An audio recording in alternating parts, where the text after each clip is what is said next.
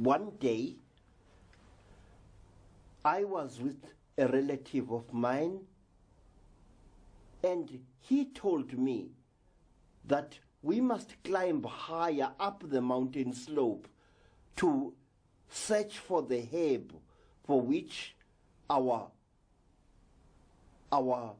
teacher, whose apprentices we were, had told us to find on the slopes of these mountains.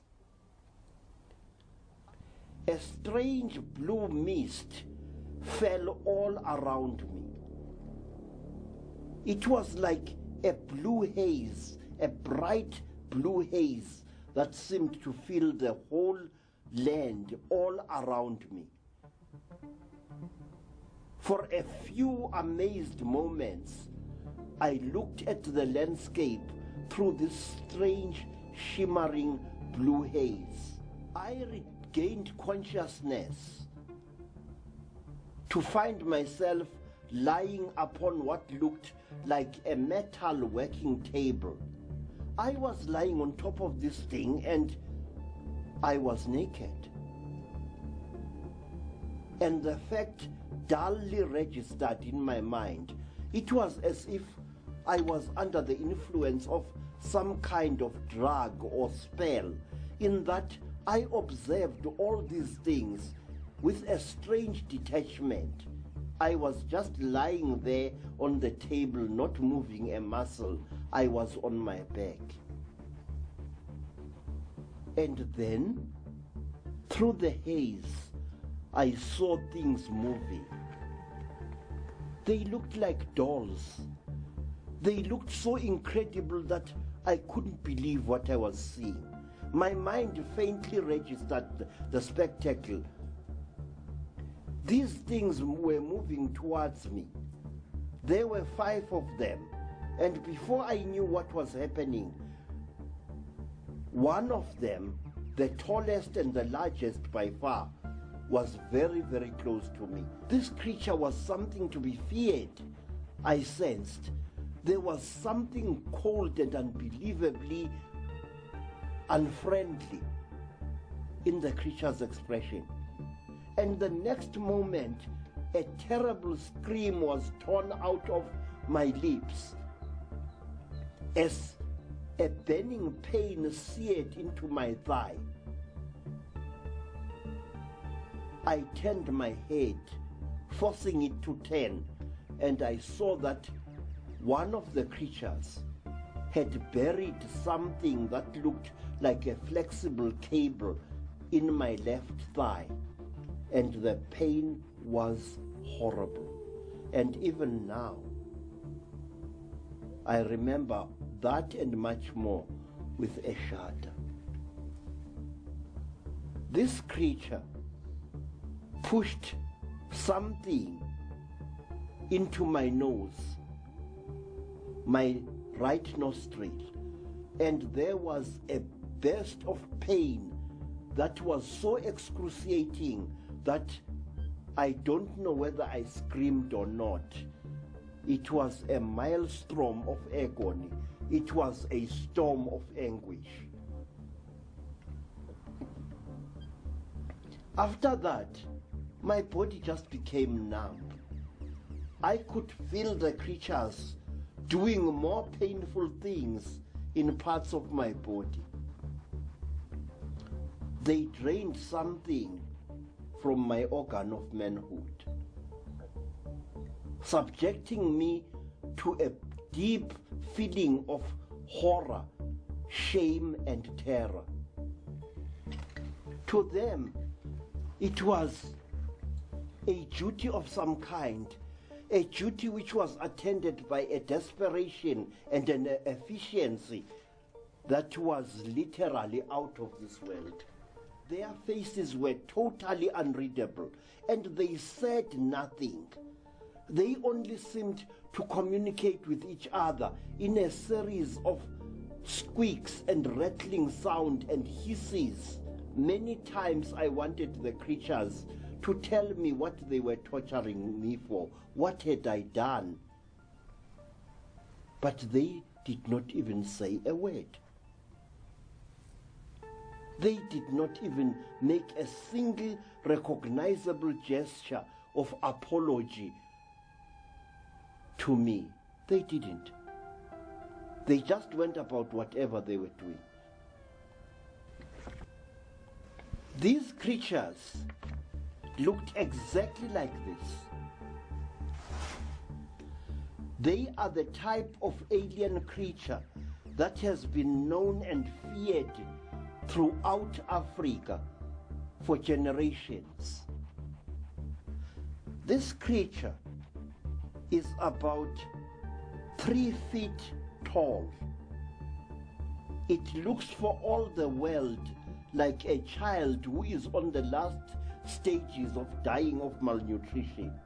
It looks exactly like this, and it has a strange smell which once you smell it, you shall never forget it. This creature is known by the Zulu-speaking people of South Africa as a mantindane. The word mantindane comes from the verb ntinda, which means to abuse, to fiddle with, and to torture by interfering with the victim's genitals and other private parts. This is an exact description of the Mantindane. It does exactly that.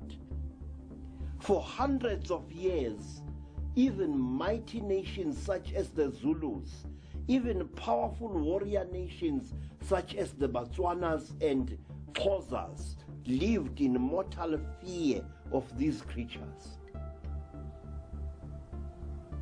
I was forced off the table by the Mantindane and taken to see a number of things which even now make no sense to me.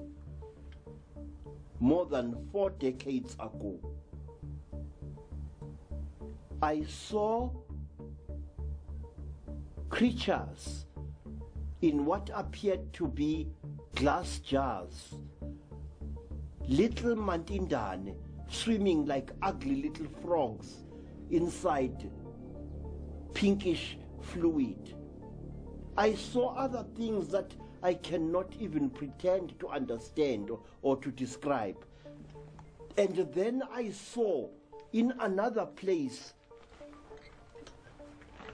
a number of people, yellow people, black people, and white people, undergoing the same brutal torture that I had undergone. But one of the people was a man. I came so close to him as to look down into his agonized face. He looked up at me and I looked up at him. The man was a white man. And some years later, round about 1963, I was walking the streets of Johannesburg when a white man suddenly grabbed me by the shoulder. I thought I was being arrested. The white man said, "Hey, stop you." I stopped. He said, "Do you speak English?" I said, "Yes, boss, I speak English."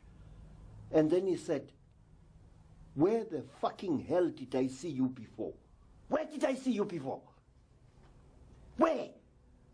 I said, "I don't know, boss." He said, "Listen, don't bullshit me, man. Where did I see you before?" I said, "I don't know." He said, "Were you in Rhodesia?" I said, "Many times, boss."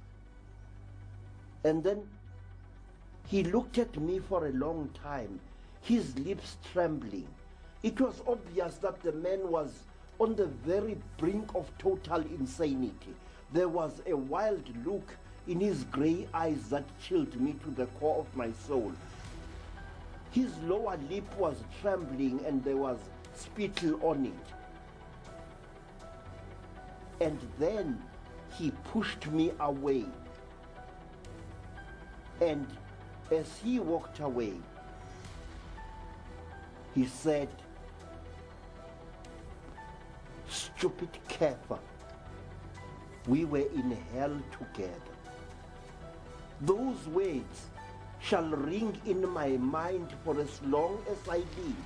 Stupid Kepha, we were in hell together.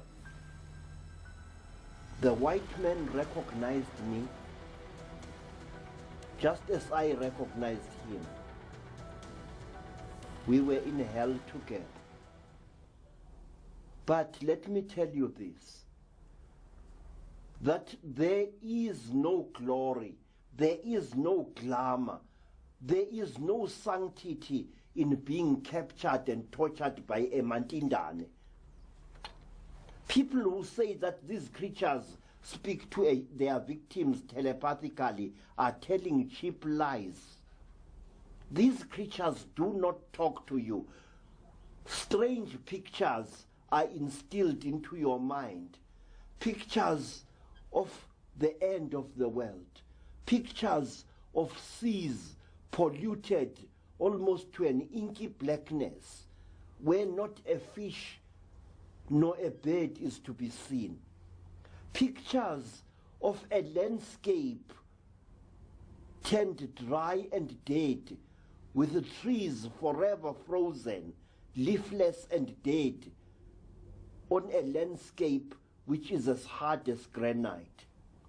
Pictures of poisonous, dark yellow clouds swimming across the blue and poisoned skies. Pictures of mountains denuded of all life.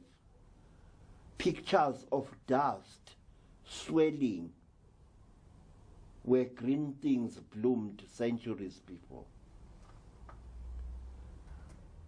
I am not